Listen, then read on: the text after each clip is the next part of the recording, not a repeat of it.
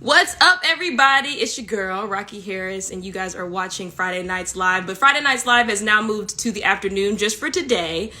We have an amazing guest who I'm so excited for, Miss Numa Perrier. Just to give a quick, brief intro, she's an actress, writer, director, filmmaker, designer, and hotelier. She wrote, produced, directed, and starred in the semi-autobiographical Netflix film Jezebel. She's the co-founder of the streaming network Black and Sexy TV, and now she has two upcoming projects, Toxic and the Perfect Fine, which stars Gabrielle Union. Please, everyone, give a warm round of applause for Miss Numa Perrier whenever she taps in. And thank you guys all for tuning in right now. We are just going to wait on her until she gets here. I hope you guys, it's Juneteenth. You know, Juneteenth is turned up. I hope y'all been having a great, amazing time. Oh, I see that she just popped in.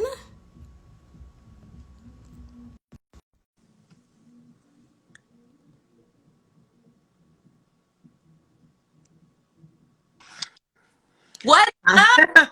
Happy Juneteenth. I'm tapped in. Happy Juneteenth.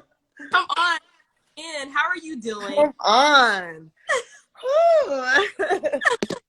Oh, it's I'm feeling so many carnival of emotions. So much is happening. Yeah. Yeah. Well, first, thank you for joining. I know you're a busy, very, very busy woman, so I really appreciate it. I just have to say, well, first and foremost, I saw on your Instagram page, this is a super random question. Are you really a hotelier? For real? So House of Numa will be a hotel. As part of my vision, is to have a hotel, and House of Numa is part of that. So yes, I claim it already. Oh, I love that. I was like, wait a minute. Well, So, no, like I said, thank you so much. But I do want to start off, like you just said, it's been a lot of different emotions going on for us as people, as Black people. How has quarantine been for you? And how has your mind space, mental psyche space been with everything that's going on within the Black community right now? well, it's just starting with pandemic because the pandemic is the one thing that I wasn't used to. What's going on with us as Black people? That's every day, from Right. birth. Um, but I do want to talk about both. And with the quarantine now, I think we're going into the fourth month, and I honestly feel like I'm one of very few people that are still taking it very seriously. I haven't seen anyone. I haven't gone anywhere.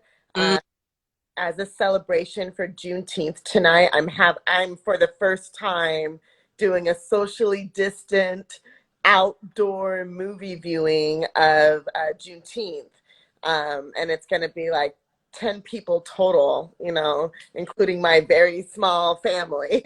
mm, So yeah, I just feel like right now, for so many different reasons, it feels like the pandemic piece is kind of slipping away into this weird sense of let's just accept it, and if you get sick, you get sick. Like deal right. with it. What it feels like to me. But I'm still me, my daughter. We haven't gone anywhere. We haven't seen any. So I feel like we're in a rhythm of it now. We're in a rhythm of doing all the Zoom stuff. We're in the rhythm of doing these live things, which I think is awesome. I'm really glad that that's A thing. and it's a thing that's a thing now. So we're just in the rhythm of it. We're surviving it, and Yeah. and now we're in this really incredible moment of momentum, um, for the culture. Right. Absolutely. So I That do. hey, we'll take that on too at the same time. Right, exactly. And anyone, I know there's a lot of aspiring and independent directors who are in the chat right now or on the live. So if you guys have any questions for Numa, please let me know. I do want to get her in and out because it is Juneteenth and we all should be celebrating as Black people. Um, the last time that I saw you, Numa, the last thing that you told me was, this is only the beginning. I have so much more going on, and this is just this moment. And you were so right. And you thing that you said. You now have two projects. One is your personal, which is Toxic, and then you have The Perfect Find, starring Gabrielle Union. First, Right? right? Okay, come on.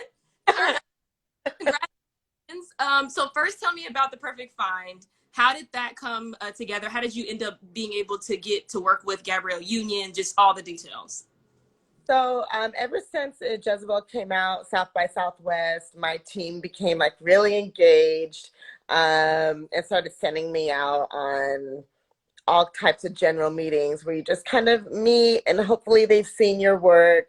Maybe they have, maybe they haven't. And you talk about what you want to do and what's next for you and all of that stuff, kind of like a general casting call where you just meet a casting director. They get a feel for who you are and maybe thinking about bringing you into audition for something. So I've been going on so many of those meetings. Meeting, really getting outside of my own bubble, meeting people I'd never met before. And I met with a production company, AGC, and they talked to me about a bunch of different projects. They have a full slate of a lot of projects happening.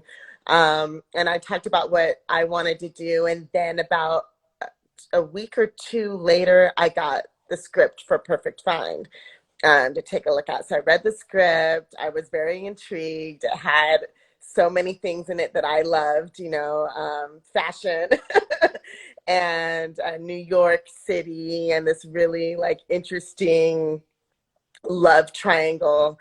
And Gabrielle was already attached to the script. So Okay. yeah, it's based on a book with the same title, Perfect Find by Tia Williams. And the book was optioned by Confluential Films. That's Tommy Oliver and Tommy and Cody Oliver's production company. And they were looking for their director. And I liked the script. I met with them, talked about what I would want to bring to the story, what Mhm. would want to make, met with Gabrielle and her team, had further talks. So it was a long process, Yeah. long process, many meetings, and it finally all clicked together and we took it to Netflix and they loved everything we had to say. So, so Yes. yeah, so it had been in the works for, I always feel like it's important to talk about how long things are in the works for. Mhm.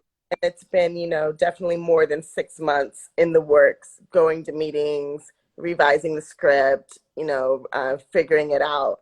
But all things are moving forward now. We're very excited. And so as soon as it's safe, as soon as all of those protocols get worked out, we will go make that movie. That'll be my second feature film and my first feature for a major studio. So it's a big step. Come on. Come on. Congratulations. That's awesome. I'm so Yeah. excited. I mean, Jezebel, if you guys have not seen it, it's on Netflix right now. Y'all need to go see it. It is so amazing. Um, Toxic though. I am so like you really give me a new age version of Zayn, but like in the cinematic like style. And I love that you tap into black sexuality, black womanhood sexuality, and I'm so excited because one, this is like it's not just an erotic series, but it's an erotic thriller. So I'm like, okay, so it's gonna be sensuality, sexuality, but also horror, which is my favorite.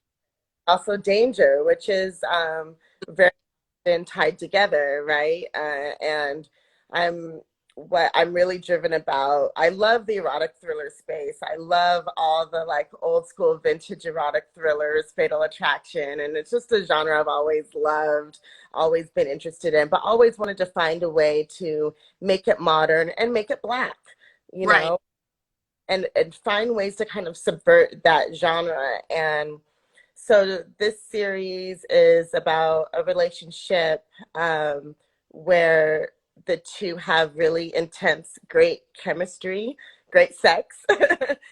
Right. um, but things start to spiral out of control and they end up bringing their worst selves to the relationship. And so there are many things that I wanted to explore, themes, domestic violence and the different faces of domestic violence will be explored in the series. And that's all I can say about it right now. But there's, you know, there's a lot to uncover there. It will be equal parts erotic and thriller. Absolutely. I'm so excited. Black. Was right, right, exactly. And so and this is a collab with Macromedia also. Yeah, so another general meeting that I had gone on, and I've known of Macro and Charles' work for many years, Mm-hmm. but had never really sat down with them about my solo desires and what I want to do. And so we had that meeting, and I told them I'm very interested in the erotic thriller space.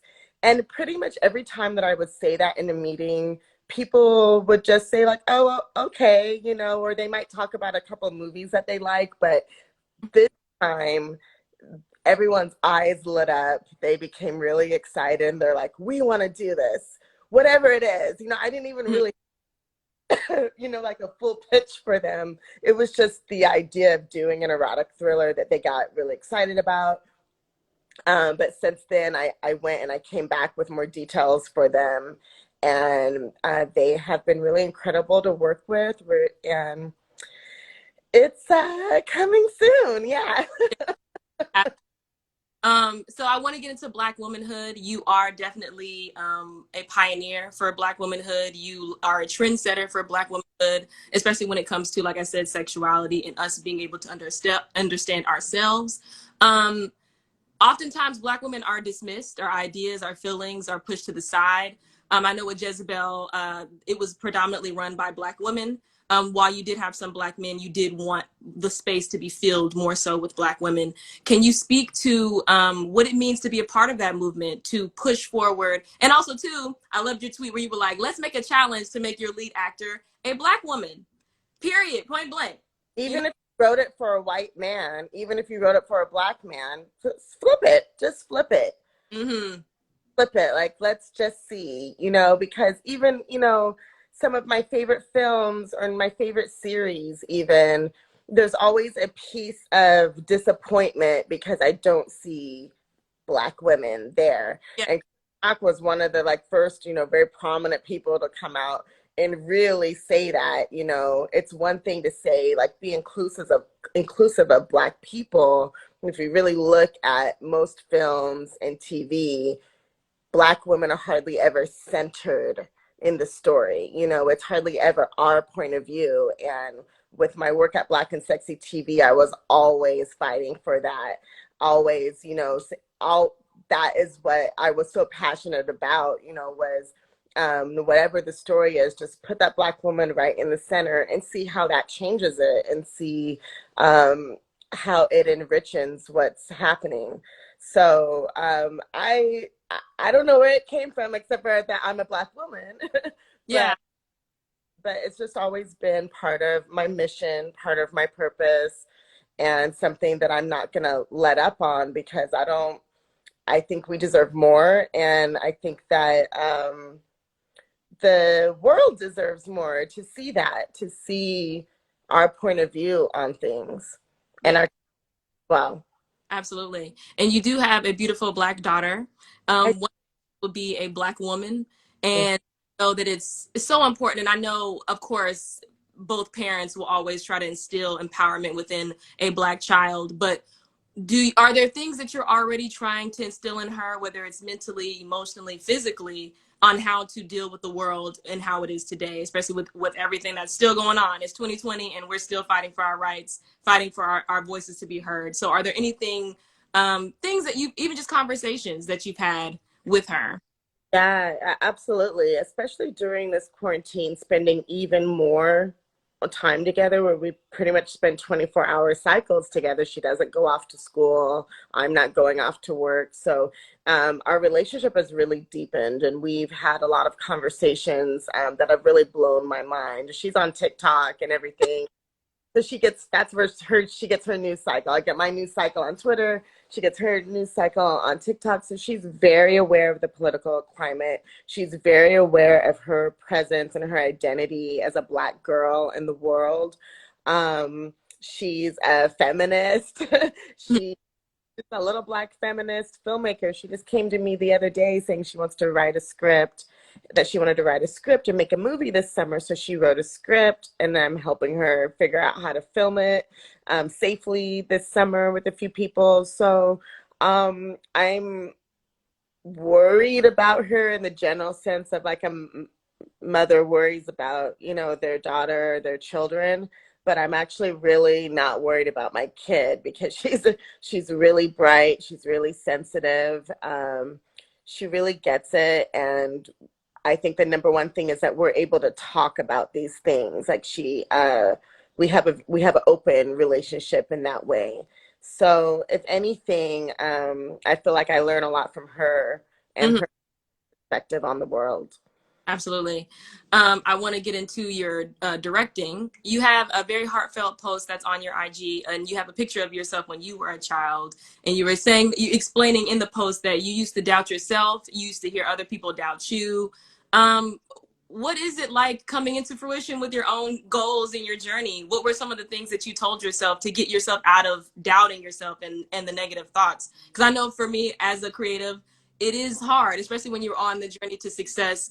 Trying to get that momentum up is difficult. So speak to your experience, but also what you would advise other creatives to do when they're in those dark moments. Well, I think it's important to say that it kind of doesn't go away. Mm, You're always, as a creative person, as an artist, you know, putting out really pieces of yourself, um, and pieces of your memory and pieces of your point of view. It's always going to be a kind of scary place, but also on the other side of that, it's a really powerful place. mhm. I go through the ebbs and flows of it, how I feel. Even now. So like doubt and uncertainty and things like that are going to always be there, and you may not know what exactly is going to trigger it and how. I think the thing is to really work on building up the other side, and the other side really only comes when you actually put your work out there. Your doubts and your fears will amplify the more you hold back.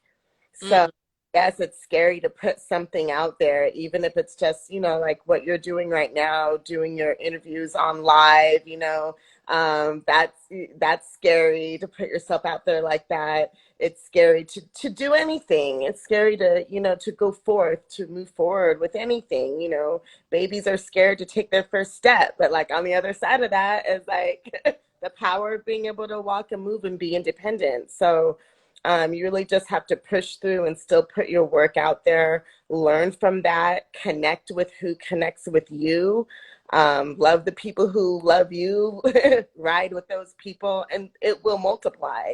And it doesn't necessarily get easier because your ambition will grow, your projects will get bigger, and then you have more things to be stressed about. Like, okay, you've got a huge movie opening, and you know, globally, and you're going to be just as scared every step along the way.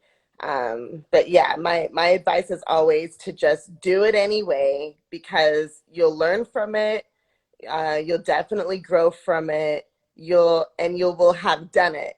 So it's better to be scared and have done the thing than be scared and like still not experience what you're doing or have the world experience you. absolutely. I totally agree.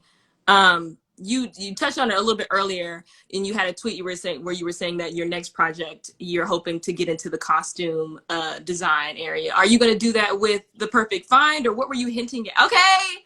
And the perfect find because it's set in high fashion New York. So it's these two women who are the heads of, you know, major fashion and beauty companies, and yeah, there's a lot of fashion involved.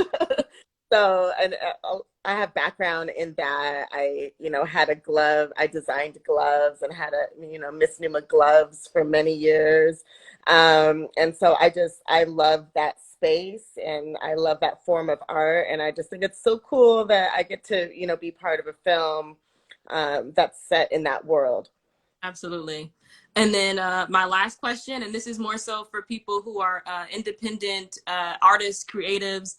Miss Numa is the person to listen to. I'm very inspired by the things that you do, but when it comes to self-funding your own projects, working with people that you've known and you've grown up with or worked with before in the past. So this question is more so for independent filmmakers and creatives, specifically Black women and other women of color. Can you speak to how, or advice that you would give on funding projects, having people believe in your projects, even just to work with you, even if they're friends, any other resources that you would provide? Hmm. Well, the thing about funding, and I had to learn this and along the way too, so I get it, is especially with if you're going the crowdfunding route, is that's really not something that you want to just do cold. Mm, You get what you give. So you need to be still finding a way to put out what you're doing and kind of gathering that crowd that will fund you.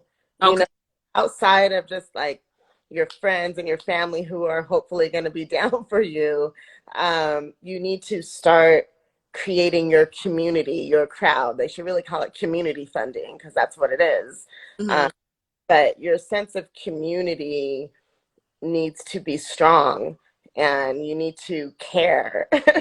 And that care will come back to you. People will want to support what you want to do when you give that. And I think that that space of generosity is something that needs to be understood and practiced. Mm-hmm. Absolutely. Well, this really wraps it up. Like I said, I just wanted to get you in and out. Thank you so much for joining me. Please, y'all, check Miss Numa Perrier out.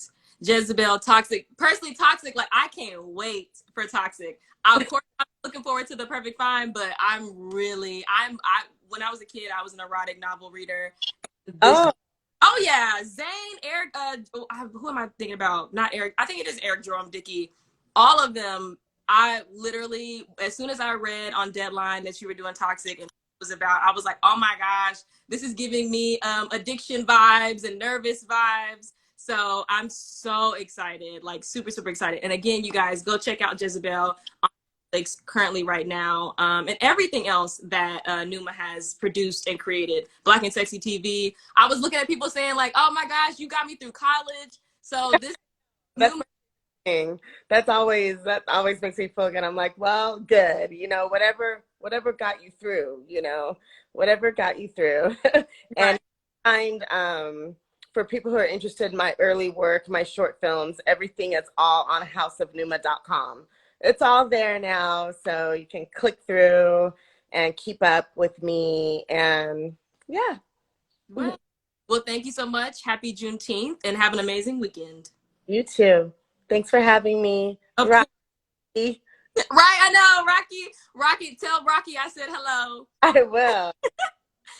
Thank you. See you. Bye. Bye.